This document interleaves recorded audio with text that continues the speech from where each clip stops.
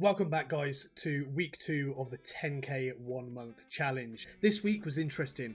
I fell really far behind at the start of the week, not really finding much time to play any games, so I really needed to catch up as the week got on.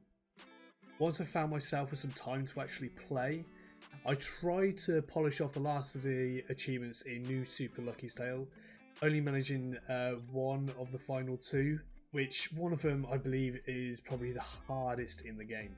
I had to complete Lady Meowmalade without taking any damage, and after a good hour of trying this, I was starting to get a bit too tilted. So I decided, let's just leave this for a bit and we'll move on and we'll try and take on Wrigglemania. This one you also had to take no damage. After a good 30 minutes of playing this and constantly resetting when I take the stupidest damage when a mob would spawn on me, I finally got this unlocked, giving me a massive, wait for it, 20 gamer score. Was it worth it? Not really, but I am one step closer to 1000G in this game. Now, I didn't play anything else until the weekend, and I had to look through my library and plan out how I was going to catch up where I'd fallen so far behind for the month. And I needed to get this 2000 gamer score because there was no way that I was going to be doing another forfeit. So I started playing the first Super Lucky's Tale. I hadn't completed this one, but I had already started. And it is basically the same game, only I found this one a little bit more complicated.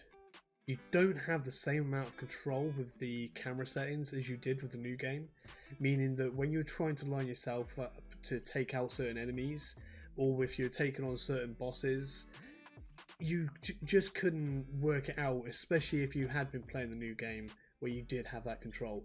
It just meant that you had to learn it all over again. So I ran through the main story of this on Friday, closing out the stream with a massive 645 gamer score.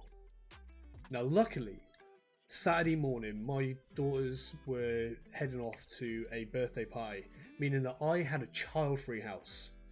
Now this was needed. So I managed to get a few extra hours streaming throughout the day, so I played through both the expansions for Lucky's Tale.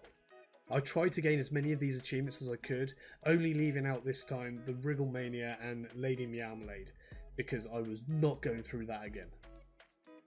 Now, after I finished playing through these expansions, I managed to close out the stream from Friday and the Saturday morning with 1420 gamer score, meaning that I only needed 680 gamer score for the nighttime stream, and I had to plan what game I was going to play to get this done. Now this is where I need you to tell me what you think of my plan. Do you think it's fair if I've watched a guide to tell me how to play through a game?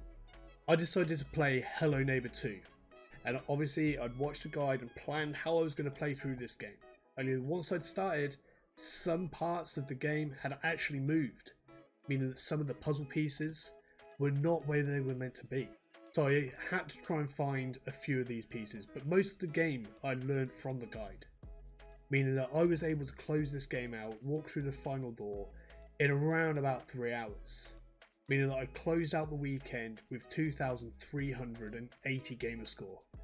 There's no forfeit that I have to do this weekend, and this is meaning that I've left the month at 3,755 gamer score.